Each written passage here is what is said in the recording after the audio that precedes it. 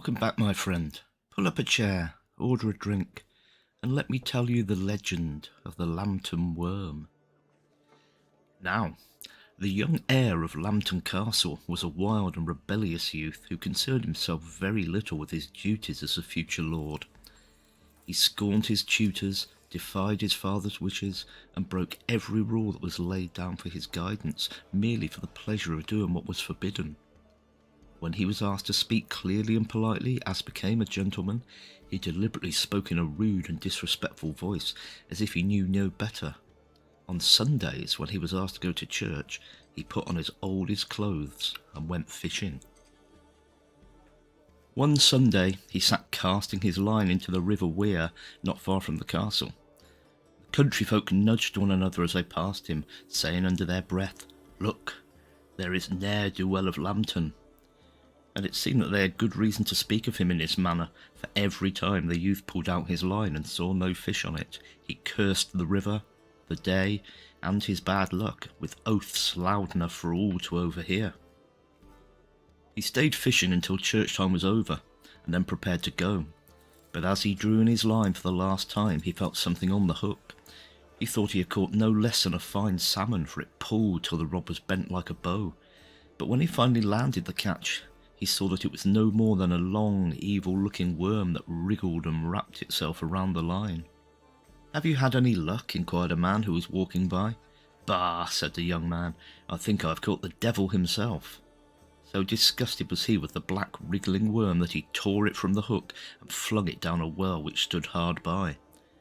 The man stopped to look into the well and see the strange catch. It lay on the sand at the bottom, half like a newt and half like an eel. It had 9 holes on each side of its mouth, and it squirmed with the pain of its wounds and with fury at being trapped in the well. "That beast tokens no good," said the man, and went on. The stranger's suspicions were well founded. As the years passed, and John Lambton grew into a man and went abroad to fight in the Crusades, the worm lay unheeded in the well and grew until it had strength to climb out. One day it slithered over the edge and made off to a large rock which jutted up out of the bed of the river. It lay basking there by day, and by night betook itself to a hill near the castle. It was soon so long that it could coil itself 3 times around the base of the hill. From these resting places it began to make expeditions and grew to be the terror of the whole countryside. It devoured the sheep and the lambs and sucked the cows dry. When the flocks were kept in the byres and the folds, it trampled over the cornfields and tore up the meadows. The old lord of Lambton, heavy with age and grieved at the departure of his son, was at his wit's end to know what to do with the serpent. In the end he sought the advice of his old steward, a man of great age and experience. "Steward," he said, "you must devise some means of ridding us of this monster. My labourers are leaving the land and my crops are ruined." "Sir," said the steward, "I cannot rid you of the worm. No man here is brave enough and skilful enough to kill it, but perhaps we can keep it from doing too much damage. There stands in your courtyard a long trough from which the horses drink. Let us fill that with milk, and perhaps that will satisfy the worm." The lord decided to adopt the steward's plan, and he ordered the trough to be filled every night with new milk. It took the yield of 9 of the finest oxen in Lambton to fill the trough, but the lord did not mind the expense, for every morning the worm came to drink and appeared satisfied. It spent the rest of the day sleeping, coiled round the hill or the rock in the river. Sometimes someone would dip his can in the trough when no one was looking and take some of the milk home for his own use, but the worm always knew when it had been robbed. If any milk was short, it flew into a rage and rushed into the park, lashed its tail around the trees and pulled them up by the roots. So terrible was its fury that the men soon learned to respect its wishes. Many a gallant knight journeyed to Lambton and tried to slay the worm, but the monster defied all attempts to kill it. No sooner had it been cut in 2 than it came together again. No matter how many parts it was cut into, it assembled itself immediately and suffered no weakness. The best of all the knights had not skill enough to put an end to it, and it remained in peaceful possession of its favourite hill for 7 long years.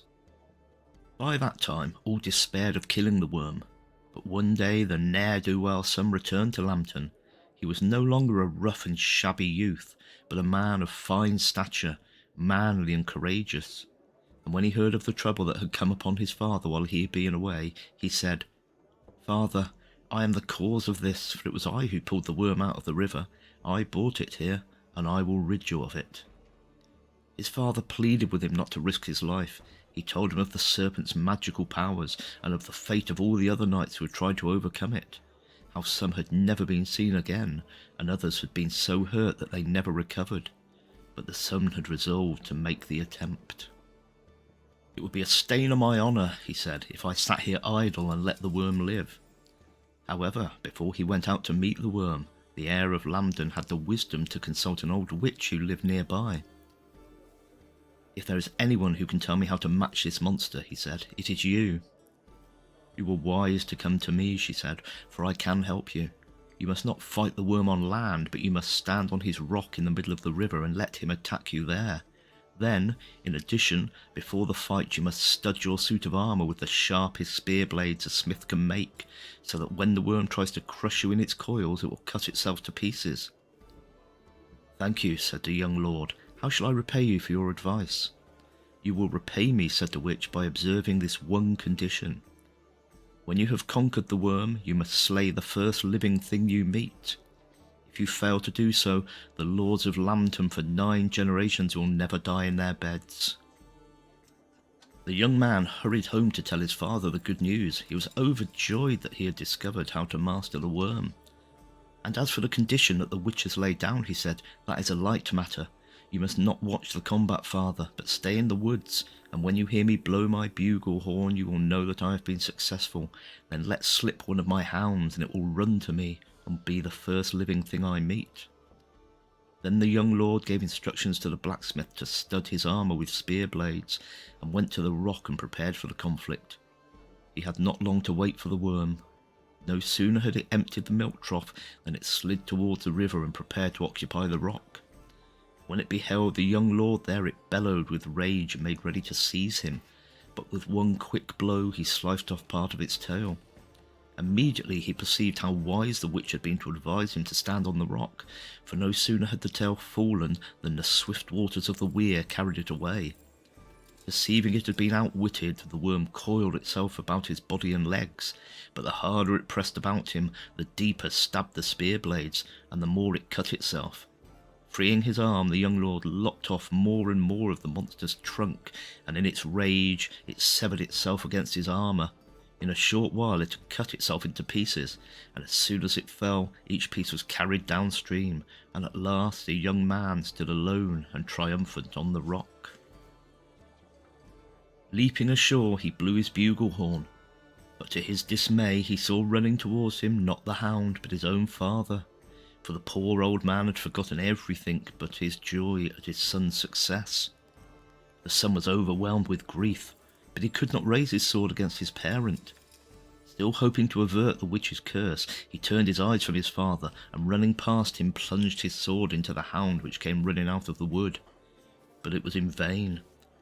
The worm had been slain, and great celebrations were held that night in Lambton Castle, but the witch's curse had not been lifted.